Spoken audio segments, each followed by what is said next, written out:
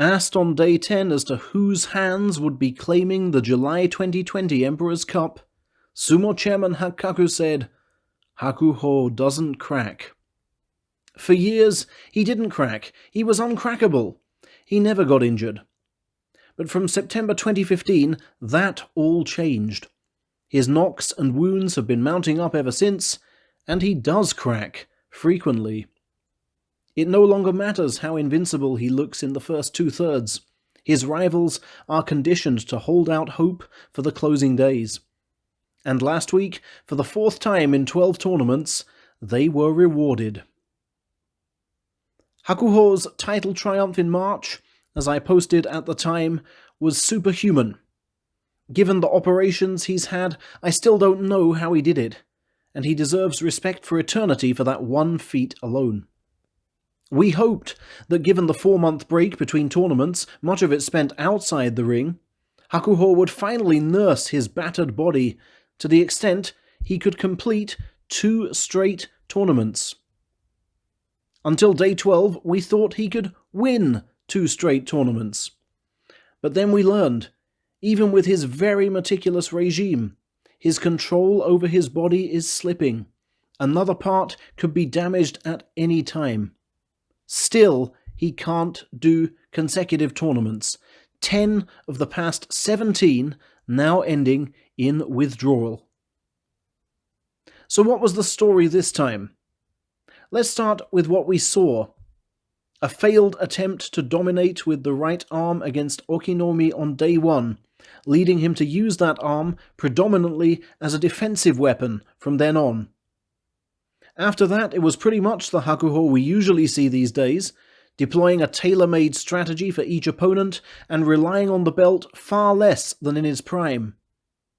He seemed slightly stronger in the initial charge, beating back Yutakayama and Onosho before throwing them down with the outside left, brutally pinning back Endo's left armpit, bundling Hokuto Fuji and Takara Fuji over the rope, slapping down Takanosho, Kagayaki, and Aoyama once all 3 of them overcommitted, and deploying a decoy face slap on Kiribayama to mask a grab for the front of the belt.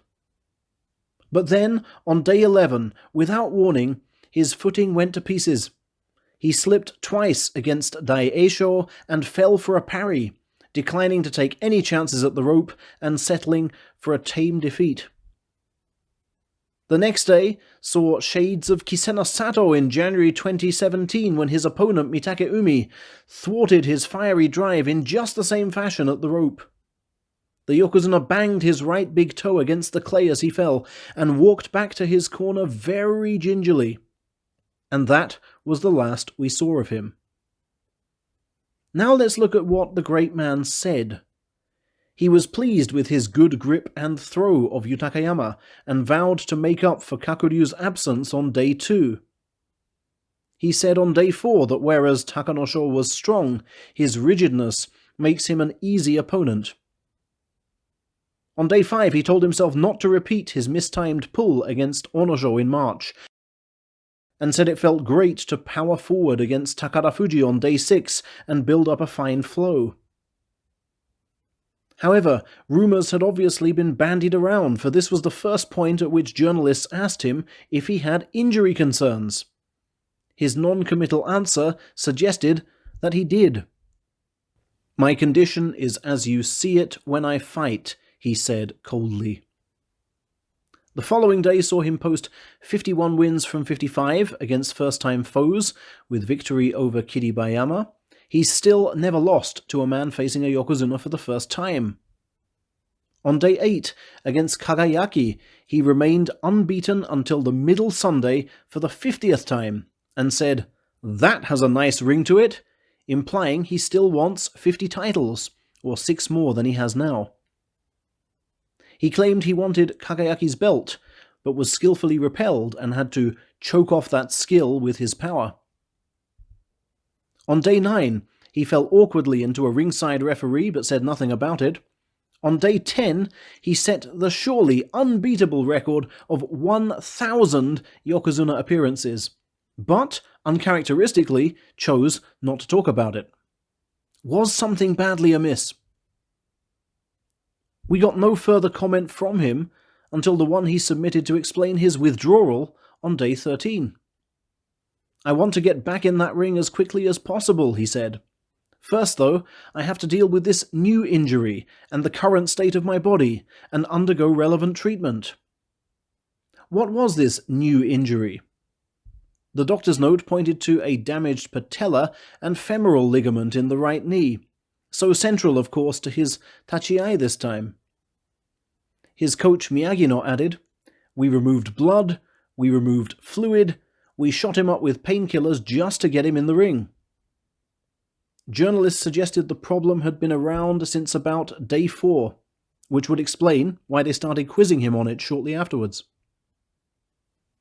Could he have continued? With his fighting spirit and technical brain, he could continue in just about any condition.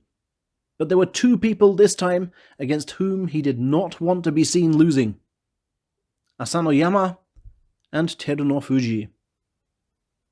You saw how he shoved Daieisho away after the Day 11 defeat. Imagine how much it would have hurt to lose to a man on the bottom rung of the division, something as a Yokozuna he has of course never done. Hence, for the combined sake of pride and self-preservation, and with a little calculation that the Mongolian circle was set to benefit whatever happened, he withdrew, training his sights once more on the summer of 2021 and the rescheduled Olympics he still wishes to grace with his top knot intact.